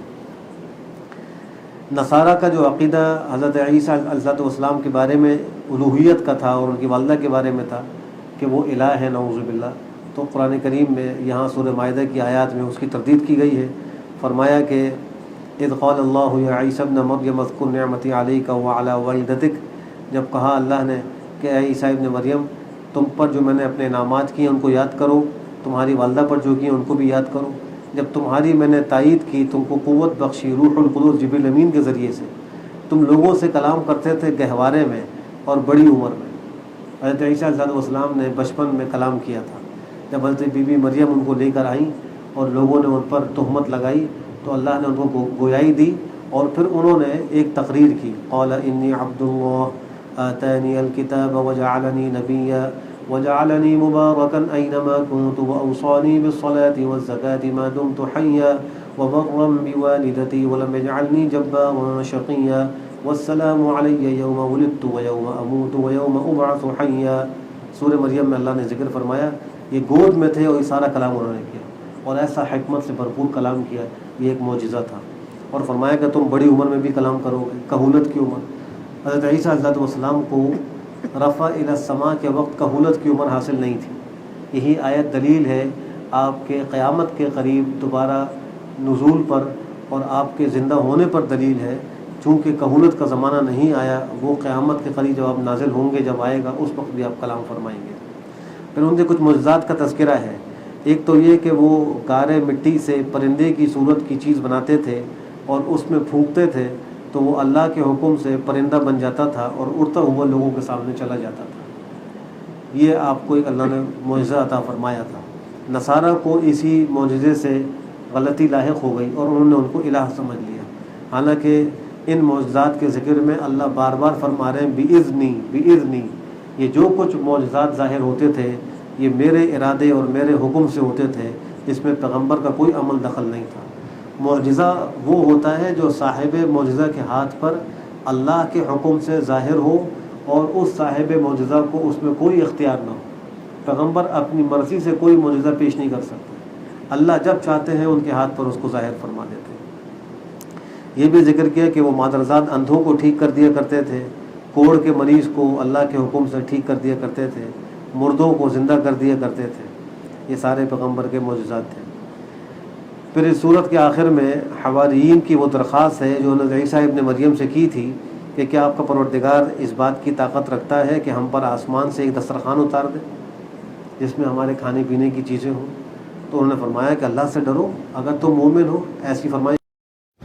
تو جواب میں انہوں نے کہا کہ ہمارا مقصد کوئی بد اعتمادی یا تکذیب نہیں ہے، بلکہ ہم یہ چاہتے ہیں کہ ہم اس دسترخوان میں سے کھائیں، ہمارا دل مطمئن رہے اور ہمیں آپ کی سچائی کا یقین ہو جائے اور ہم بھی اس پر گواہی دینے والوں میں سے ہو جائیں. جب حضرت عیسیٰ علیہ السلام کو ان کی صحیح نیت کا علم ہو گیا تو انہوں نے اللہ سے دعا کی، ربنا انزل علینا مائدۃ من السماء تکون لنا عیدا لاولنا وآخرنا، ہم پر آسمان سے اے اللہ ایک دسترخوان اتار دیجیے ہمارے لیے اور ہمارے بعد والوں کے لیے، وہ خوشی کا دن ہوگا، ہم آپ کا شکر ادا کریں گے، آپ کی طرف سے ایک نشانی ہوگی، آپ ہمیں عطا کر دیجیے، آپ بہترین رزق دینے والے ہیں. جواب میں اللہ نے فرمایا کہ دیکھو میں اس کو اتارنے تو والا ہوں تم پر، لیکن جو اس کے بعد کافر ہوگا تو میں اس کو ایسا عذاب دوں گا کہ دنیا والوں میں نے کسی کو ایسا عذاب نہیں دیا ہوگا. یعنی اگر تمہاری فرمائش میں پوری کر رہا ہوں تو تم کو پھر ایمان لانا پڑے گا. پیغمبر کی دعوت پر جمنا پڑے گا. اگر تم نے اس وقت دعوت کو اختیار نہیں کیا، پیغمبر کی پکار کو تم نے قبول نہیں کیا، تو تم کو سخت عذاب دوں گا جس کی کوئی مثال نہیں ہوگی. پھر قیامت میں اللہ فرمائیں گے عیسیٰ ابن مریم سے، چونکہ نصارہ نے ان پر ایک الزام لگایا تھا. الزام یہ تھا کہ ہم کو تو عیسیٰ نے خود یہ حکم دیا ہے کہ مجھے الہ سمجھو، مجھے اور میری والدہ کو معبود سمجھو. تو اللہ حقانیت کو ظاہر کرنے کے لیے قیامت میں سوال کریں گے، اے عیسیٰ ابن مریم، کہ تم نے لوگوں سے کہا تھا کہ مجھے اور میری والدہ کو الہ بنا لو اللہ کو چھوڑ کر؟ جواب میں ایسی بات کہنے کا مجھے کوئی حق نہیں ہے. اگر میں نے یہ کہا تو اللہ آپ تو جانتے ہیں، اسی کہ میرے دل میں جو کچھ ہے آپ جانتے ہیں، لیکن آپ کے دل میں وہ میں نہیں جانتا. بے شک آپ تو غیب کے جاننے والے ہیں. یعنی اللہ میں تو کبھی ان کو حکم نہیں دیا. میں نے تو اس سے خالی یہی کہا تھا جس کا آپ نے مجھے حکم دیا تھا کہ اللہ کی عبادت کرو، میرا بھی رب ہے اور تمہارا بھی رب ہے. اور جب تک ان میں آپ نے مجھے آسمان پر اٹھا لیا تو آپ ان کے اوپر نگران تھے اور آپ ہی ہر چیز پر گواہ ہیں. تو صاف صاف اعلان کر دیں گے کہ میں نے تو وہی بات کہی تھی جس کا مجھے حکم ہوا تھا. پھر یہ عرض کریں گے اللہ اگر آپ ان کو عذاب دیں تو آپ کے بندے ہیں، اگر آپ معاف کر دیں تو آپ زبردست ہیں، حکمت والے ہیں، آپ معاف کر سکتے ہیں. آپ سے کوئی پوچھنے والا نہیں ہے اس کو کیوں معاف کیا، یا اس کو کیوں معاف نہیں کیا. اللہ آپ سے تو کوئی نہیں پوچھے گا، لیکن آپ چاہیں تو عذاب دیں اور چاہیں تو وہ معاف کر دیں. پھر سورہ انعام ہے، یہ مکی صورت ہے. اب تک کی جو صورتیں تھیں سورہ فاتحہ کے علاوہ، سورہ بقرہ، آل عمران، سورہ نساء، سورہ مائدہ، یہ ساری مدنی صورتیں تھیں. سورہ انعام مکی صورت. اس صورت کو انعام اس لیے کہتے ہیں کہ اس صورت کے آخر میں 8ویں سپارے کے اندر کچھ چوپائے اور مویشیوں کا تذکرہ ہے. ان میں کچھ حلال ہے کچھ حرام ہے، تو اس وجہ سے اس صورت کا نام انعام پڑ گیا. انعام نعم کی جمع ہے، اس کا معنی ہوتا ہے مویشی اور جانور. اس صورت کا اصل مضمون جو ہے وہ توحید ہے اور اس کے دلائل ہیں، اور کفار و مشرکین کے اعتراضات کے جوابات ہیں، اور آخرت سے ڈرانا ہے اور اس کا اثبات ہے. سورت کا آغاز ہی اللہ کے حمد کے کلمے سے ہے کہ تمام تعریف اللہ کے لیے جس نے آسمان و زمین کو پیدا کیا. ایک فرقہ ہے مجوس، وہ دو خالق مانتے ہیں، ایک خالق شر کا ایک خالق خیر کا. وہ کہتے ہیں کہ الہ دو ہیں، ایک جو ہے وہ برائی کا خالق ہے، ایک اچھائی کا خالق ہے، ایک تاریکی کا خالق ہے، ایک نور کا خالق ہے. تو ان کے عقیدے کی تردید کی گئی کہ وجعل الظلمات والنور، اللہ ہی خالق ہے اندھیروں کا بھی نور کا بھی. لیکن پھر بھی کافر لوگ اپنے پروردگار کے ساتھ دوسروں کو شریک قرار دیتے ہیں. اللہ ہی خدا نے تم کو پیدا کیا مٹی سے، تمہاری ایک مدت مقرر کی اور ایک مقرر اللہ کے پاس ہے، پھر بھی تم شک کرتے ہو. اللہ آسمانوں میں بھی ہے، زمین میں بھی وہی اللہ ہے، تمہارے پوشیدہ کو بھی جانتا ہے، تمہارے علانیہ کو بھی جانتا ہے، جو کچھ تم کرتے ہو سب کو وہ جانتا ہے.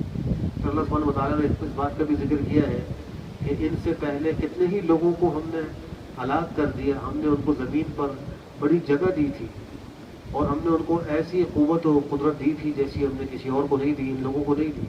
ہم نے ان پر آسمانوں سے موسلادھار بارشیں برسائی تھی، ہم نے ان کی نہریں بنائی تھی، لیکن پھر ہم نے ان کو ہلاک کر دیا ان کے گناہوں کی وجہ سے، اور ان کے بعد ہم نے دوسرے لوگوں کو پیدا کر دیا. یہ اللہ کا دستور ہے کہ اگر ایک قوم اللہ کی بات نہ مانے تو اللہ اس کو ختم کر کے دوسری کو پیدا کر دیتے ہیں. اللہ مستغنی ذات ہے، ہماری بقا اسی میں ہے کہ ہم اللہ کی مانیں اور اس کی احکام کی خلاف ورزی نہ کریں. پھر ان مشرکین کی طرف سے ایک بے جا مطالبہ یہ بھی تھا کہ وہ کہتے تھے کہ آپ ہم پر آسمان سے ایک پرچہ نازل کریں، لے کر آئیں، ہم اس میں یہ مضمون پڑھیں گے کہ آپ اللہ کے رسول ہیں اور ہمیں آپ کے اتباع کا حکم دیا جاتا ہے.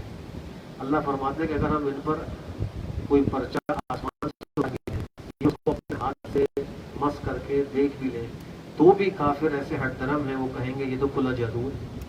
یعنی اگر ان کی ہم خواہش پوری بھی کر دیں تو بھی ہٹ درمی سے بات نہیں ہے. انہوں نے یہ بھی بات کہی تھی، ایک سوال یہ بھی کیا تھا کہ ان پہ فرشتہ کیوں نہیں اتارا گیا. اللہ فرماتے ہیں کہ اگر ہم فرشتے کو اتارتے تو پھر تو معاملہ ہی پورا کر دیا جاتا، ان کو ذرا بھی مہلت نہ دی جاتی. یعنی اگر ہم فرشتہ اتار دیتے ان کی خواہش کے مطابق، چونکہ ہمیں معلوم تھا کہ ماننے والے نہیں ہیں، تو پھر ضابطہ الہی کی وجہ سے ان کو ملیا بیٹ کر دیا جاتا. اور یہ بھی فرمایا کہ اگر ہم فرشتے کو نبی بنا کر بھیجتے تو وہ بھی انسان، اس لیے کہ فرشتے کو ایک تو آنکھوں سے دیکھنے کی انسان کو طاقت نہیں ہے اس کی اصل حالت میں. دوسری بات یہ ہے کہ اگر ہم فرشتے کو تو یہ یہی سوال کرتے کہ یہ تو فرشتہ ہے، اس کو نہ بھوک لگتی ہے، نہ پیاس لگتی ہے، نہ تھکن ہوتی ہے، یہ تو ہر وقت اللہ آپ کی عبادت کر رہا ہے. ہم تو انسان ہیں، ہمیں سارے حوائج پیش ہوتے ہیں، لہٰذا ہم تو ایسی عبادت نہیں کر سکتے. تو ظاہر سی بات ہے یہ اعتراض پھر بھی رہتا ہے. تو اللہ فرما رہے ہیں اگر ہم فرشتے کو نبی بنا کر تو وہ انسان نہیں ہوتا، تو دوبارہ یہ اعتراض کرتے ہیں کہ انسان نبی بن کر کیسے آ گیا. اور یہ فرمایا کہ آپ سے پہلے بھی رسولوں کا بڑا مذاق اڑایا گیا ہے، لیکن پھر اللہ نے مذاق اڑانے والوں کو ختم کر دیا اور ان کا مذاق ان پہ کوئی کام نہیں آیا. پھر اللہ سبحانہ و تعالیٰ کی توحید کے دلائل ہے. ارشاد فرمایا کہ کون ہے آسمانوں اور زمین، یہ سب آسمان زمین کس کی ملک ہے؟ اے نبی کہہ دیجئے اللہ ہی کی ملک ہے. اللہ نے اپنی ذات پر مہربانی کرنے کو لکھ لیا ہے. اللہ نے بندوں پر فرماتے ہوئے یہ فیصلہ کر لیا ہے کہ ضرور مہربانی کریں گے اور تم سب کے سب کو اللہ قیامت کے دن جمع کریں گے. تو کوئی شک و شبہ نہیں ہے جن لوگوں نے اپنی جانوں کو خسارے میں ڈالا وہ ایمان لے کر نہیں آئیں گے. پھر اس سورت کے پہلے رکوع کے اندر، دوسرے رکوع کے اندر اس بات کا بھی تذکرہ ہے کہ اے نبی آپ ان سے پوچھئے کہ سب سے بڑی گواہی کون سی ہے؟ ای شہید اکبر قل اللہ شہید بنیر، اور خود ہی جواب بھی دیجئے کہ سب سے بڑی گواہی اللہ ہے جو میرے تمہارے درمیان میں گواہ ہے. میری طرف اس کا قرآن کریم کیا ہے تاکہ میں تم کو ڈراؤں اور جن جن کو یہ قرآن پہنچے میں ان کو ڈراؤں. تو پیغمبر کی بعثت کا مقصد یہی ہے کہ اللہ کے احکام سے لوگوں کو مطلع کرے، ماننے والوں کو بشارتیں سنائے، نہ ماننے والوں کو اللہ کے عذاب سے ڈرائے. پھر قیامت کے کچھ احوال ذکر کیے گئے ہیں کہ جب ان لوگوں کو جہنم کی آگ پر روکا جائے گا مشرکین کفار کو، تو وہ کہیں گے ہائے کاش ہمیں واپس لوٹا دیا جائے، ہم اپنے پروردگار کی آیات کی تکذیب نہیں کریں گے، ہم مومن ہو جائیں گے. اس وقت کیا کریں گے؟ اللہ فرماتے ہیں کہ یہ بات نہیں ہے کہ وہ ماننے کے لیے یہ کہہ رہے ہیں، بلکہ جس چیز کو وہ دنیا میں چھپاتے تھے دنیا میں ان کو پتا تھا کہ ہم جو ہے وہ آخرت میں اللہ کے عذاب کے مستحق ہوں گے اگر اس کی نہیں مانیں، لیکن وہ اس کو چھپاتے تھے. اب ان کے سامنے وہ عذاب کے لیے کہہ رہے ہیں کہ کاش ہمیں واپس لوٹا دیا جائے تو پھر ہم تکذیب نہیں کریں گے. اور اس سے بڑھ کر اللہ نے ایک بات یہ فرمائی کہ اگر ان کو لوٹا دیا جائے تو جس کو منع کیا گیا یہ بڑے جھوٹ ہیں، ایسے سخت جان ہٹ دھرم ہے، اگر بالفرض ان کو دوبارہ لوٹا بھی دیا جائے تو یہ شرک اور کفر دوبارہ ہی کریں گے. ان کا تو عقیدہ یہی تھا کہ دنیا کی زندگی سب کچھ ہے، مر کھپ جائیں گے، دوبارہ کس نے جی اٹھنا ہے. تو یہ کفار مشرکین کا عقیدہ تھا.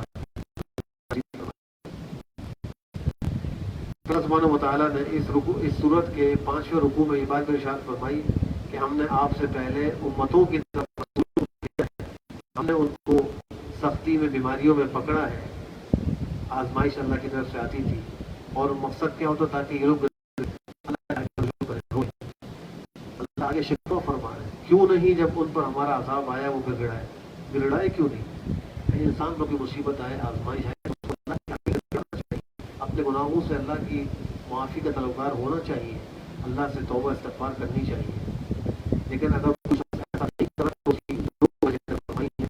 ایک تو یہ کہ ان کے دل سخت ہو گئے، جن کے دل سخت ہو جائیں تو پھر وہ بیماریوں میں آزمائشوں میں اللہ کے آگے گر گڑاتے نہیں ہیں. دوسرے شیطان نے ان کے اعمال کو ان کے لیے بڑا مزین کر دیا، آراستہ اور پراستہ کر دیا. وہ اس کو دیکھ کر اسی میں مست رہتے ہیں اور رجوع اللہ نہیں کرتے. پھر جب وہ بھول بیٹھتے ہیں نصیحت کو تو اللہ فرما رہے ہیں کہ ہم ان پر آسمان سے ہر چیز کے دروازے کھول دیتے ہیں. اب بارشیں بھی ہو رہی ہیں، مال و دولت بھی خوب آ رہا ہے، اولاد بھی بڑھ رہی ہے، وہ خوش ہو جاتے ہیں ہمارے دیے ہوئے رزق پر، ہم ان کو اچانک پکڑتے ہیں وہ مایوس ہو جاتے ہیں. یہ اللہ کی بڑی خطرناک تدبیر ہے، اس سے اللہ کی مشرکین مکہ نے آپ سے یہ درخواست کی تھی کہ ہم آپ کی بات سننے کے لیے آپ کی مجلس میں آنا چاہتے ہیں، لیکن آپ کے پاس یہ غریب فقیر قسم کے صحابہ موجود ہوتے ہیں، ہماری شان کے خلاف ہے کہ ہم ان کے ساتھ آ کر بیٹھیں. آپ جو ہے وہ ان کو اپنے پاس سے ہٹا دیں تو پھر ہم آپ کی مجلس میں آ کر بیٹھیں. تو اللہ نے اس پر فرمایا کہ آپ ان لوگوں کو اپنی مجلس سے رہتے ہیں اللہ کی رضا کے طلبگار ہیں. یعنی ان صحابہ کو اپنی وجہ سے مت نکالیں، اگرچہ پھٹے کپڑے ہیں، فقیر و غریب ہیں، مال دولت کچھ نہیں ہے، لیکن اللہ کی رضا کے لیے اللہ کی عبادت کرتے ہیں اور آپ کی فرمانبرداری کرتے ہیں، آپ لوگوں کے پاس تو آپ کو قبول نہیں کیا گیا۔ حالانکہ آپ کے دل میں ارادہ پیدا ہوا تھا کہ اگر کچھ دیر کے لیے ہم اپنے ان مخلص لوگوں کو باہر بٹھا دیں اور ان لوگوں سے بات کر لیں، سرکاروں سے شاید یہ مسلمان ہو جائیں، لیکن اللہ نے اس کو بھی گوارا نہیں کیا۔ فرمایا کہ نہیں، یہ جو غربا فقراء آپ کے پاس باہر نکالیں اور ان سرداروں سے آپ بات چیت کریں۔ اصول یہ آپ نے دعوت دے دی ہے، قبول کریں ان کی مرضی ہے، نہ کریں ان کی مرضی۔ پھر یہ بھی فرمایا کہ اے نبی آپ کہہ دیں کہ مجھے اس بات سے روکا گیا ہے کہ میں ان لوگوں کی عبادت کروں جن کو تم اللہ کے سوا پوجتے ہو، تمہارے معبودان کی میں عبادت نہیں کر سکتا، اور یہ بھی کہہ دیجئے کہ میں تمہاری خواہشات کی پیروی نہیں کر سکتا۔ اگر میں تمہارے خواہشات کی پیروی کروں تو میں تو گمراہ ہو جاؤں گا اور میں ہدایت پانے والوں میں سے نہیں ہوں۔ پھر یہ فرمایا کہ اگر میں اپنے پروردگار کی طرف سے ایک واضح دلیل پر موجود ہوں اور تم اس کی تکذیب کر چکے ہو، میرے پاس تو وہ چیز موجود نہیں جس کو تم جلدی مانگ رہے ہو۔ مشرکین اور کفار کہتے تھے کہ اگر آپ واقعی نبی ہیں اور آپ ایسے ہٹ درم گستاخ ہیں کہ عذاب ہم پر اتار لو۔ آپ نے فرمایا کہ ما عندی ما تستعجلون به، میرے پاس تو نہیں، اصل فیصلہ تو اللہ کے مقدر ہے، جو چاہتا ہے فیصلہ کرتا ہے۔ اگر میرے پاس وہ چیز ہوتی جس کو تم جلدی مانگ رہے ہو تو پھر تو تمہارا فیصلہ ہی ہوا ہوتا۔ اللہ ظالموں سے خوب واقف ہے، اور فرمایا کہ اللہ ہی کے پاس ہے غیب کے خزانے، اللہ کے سوا تو کوئی نہیں جانتا۔ اللہ جانتا ہے جو خشکی میں ہے، جو سمندر میں ہے، کوئی ایک پتا بھی جو زمین پر گرتا ہے وہ اللہ کے علم میں ہے، کوئی دانہ زمین کی تاریکیوں میں، کوئی تر و خشک یہ لوح محفوظ سے خارج نہیں ہے، سب اللہ کے علم میں لوح محفوظ کے اندر موجود ہے۔ اللہ وہ ذات ہے جو تم کو قبض کرتا ہے، تمہاری ارواح کو قبض کرتا ہے، یعنی تم کو صلاح دیتا ہے رات میں، اور جو کچھ تم دن میں کماتے ہو اللہ وہ جانتا ہے، پھر تم کو دوبارہ اٹھاتا ہے تاکہ رات کو جب انسان سوتا ہے تو اس کی روح جو ہے وہ عالم مثال کا چکر لگاتی ہے اور مختلف جگہوں میں جاتی ہے۔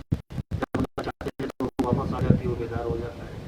اگر اللہ نہ چاہے اس کا وقت پورا ہو جائے تو اس روح کو اللہ روک لیتے ہیں، اس کا انتقال ہو جاتا ہے۔ کتنے لوگ ہیں کہ رات کو سوتے ہیں، تو یہ اللہ کی قادر مطلق ذات ہے۔ فرمایا کہ اللہ اپنے بندوں پر قاہر غالب ہے۔ اللہ اپنے حفاظت کے فرشتوں کو انسانوں کی طرف بھیجتا ہے۔ جب اللہ کی موت کے فرشتے انسان کی روح قبض کرنے کے لیے آتے ہیں تو پھر وہ فرشتے کوئی کوتاہی نہیں کرتے، جس کا جو وقت لکھا ہے، جس جگہ لکھا ہے وہ اسی جگہ پر آ کر اس کی روح قبض کرتے ہیں، اس کو ذرا کوتاہی نہیں کرتے۔ پھر فرمایا تم لوٹائے جاؤ گے اللہ کی طرف جو تمہارا مولا ہے، اور سارا فیصلہ حکم اللہ ہی کا ہے اور بہت جلدی حساب لینے والا ہے۔ پھر یہ بھی فرمایا آیت نمبر 68 میں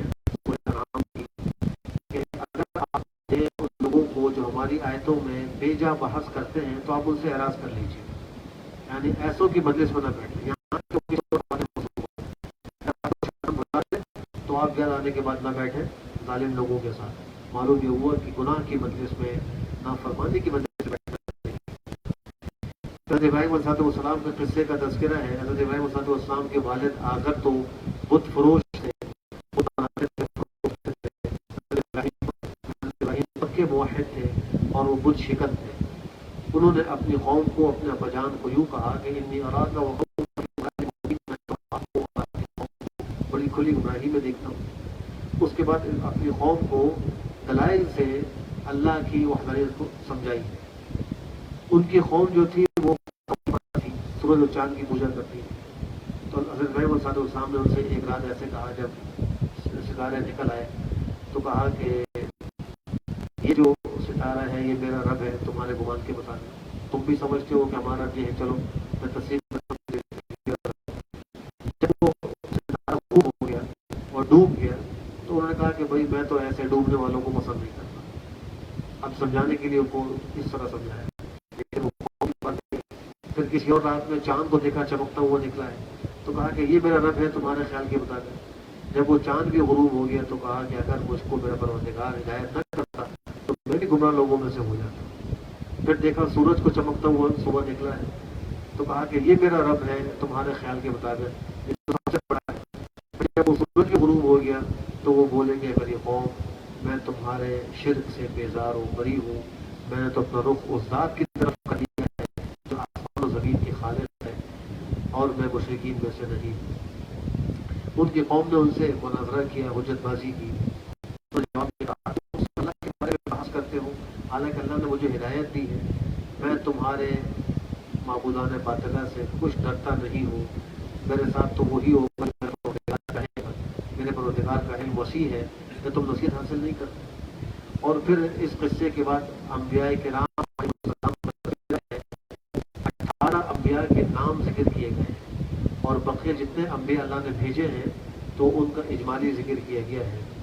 وَوَهَبْنَا لَهُ إِسْحَاقَ وَيَعْقُوبَ، انہوں نے حضرت اسحاق، حضرت یعقوب، حضرت نوح، حضرت داؤد، حضرت سلیمان، حضرت ایوب، حضرت یوسف، حضرت موسیٰ، حضرت ہارون، حضرت زکریا، حضرت یحییٰ، حضرت عیسیٰ، حضرت الیاس، حضرت اسماعیل، حضرت الیسع، حضرت یونس، حضرت لوط علیہ السلام، ان سب کا تذکرہ نام لے کر کیا گیا ہے۔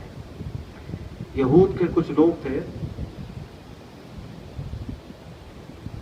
ان کے بارے میں اللہ فرما رہے ہیں کہ انہوں نے اللہ کو جیسا کہ اللہ کی قدر کرنی چاہیے تھی ویسی قدر نہیں کی۔ آپ علیہ السلام نے ان سے ایک دفعہ پوچھا کہ کیا اللہ نے کسی بشر پر کوئی کتاب نازل کی ہے؟ یہود کا بھی عقیدہ یہی تھا کہ حضرت موسیٰ علیہ السلام بشر تھے، ان پر اللہ نے تورات کو نازل کی، لیکن بعض یہودیوں نے عناد میں اور ضد میں آ کر صاف صاف انکار کر دیا۔ اللہ نے ان کو تذکرہ کیا کہ اذ قالوا ما انزل اللہ علی بشر من شیء، جب انہوں نے کہا کہ اللہ نے کسی انسان پہ کوئی وحی نازل نہیں کی، تو جواب میں یہ تھا کہ پوچھئے من انزل الکتاب الذی جاء بہ موسیٰ نورا، موسیٰ جس کتاب کو لے کر آئے تھے اس کو کس نے نازل کیا؟ تمہارا عقیدہ بھی یہی ہے کہ اللہ نے ان پر کتاب نازل کی، لیکن وہ اپنے مفاد کی خاطر ضد اور ہٹ درمی کی وجہ سے انکار کر دیا کرتے۔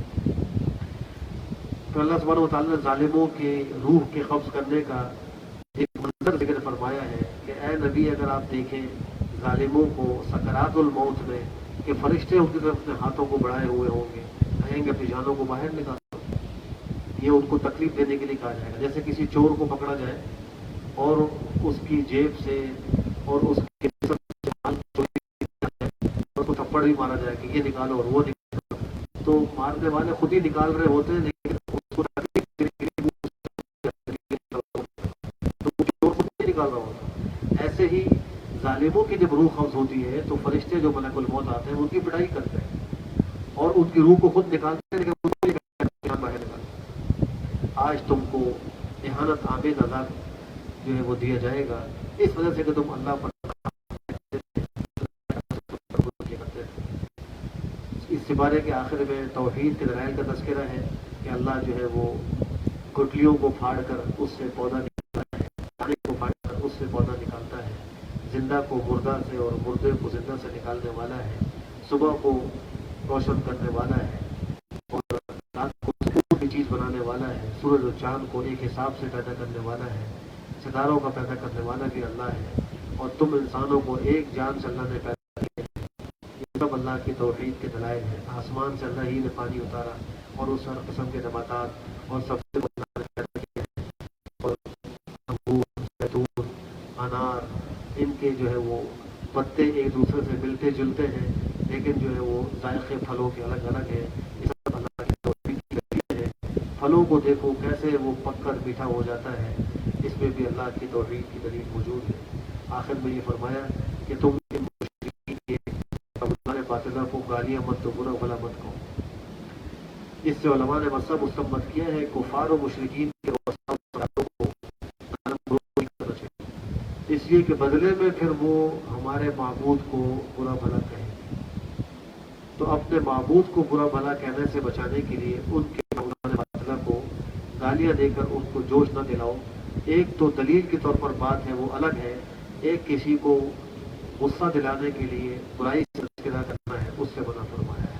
اللہ سبحانہ و تعالیٰ ہمیں قرآن کریم پڑھنے، سمجھنے اور اس پر عمل کرنے کی توفیق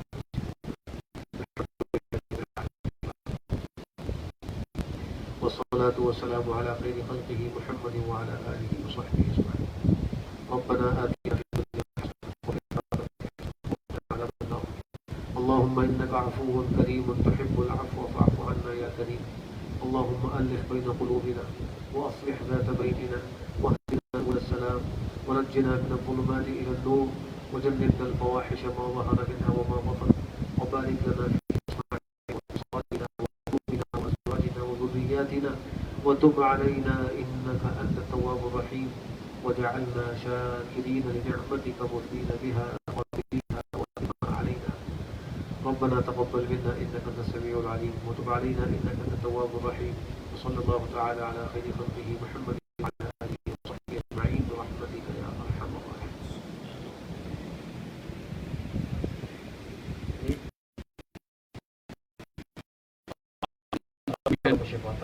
لائیو ٹرانسمیشن ختم ہوتی ہے تراویح کی انشاءاللہ کل پھر پاکستان اسٹینڈرڈ ٹائم کے مطابق 9 بجے انشاءاللہ پھر تراویح آپ کے ساتھ پیش کی جائے گی لائیو. جزاک اللہ خیرن.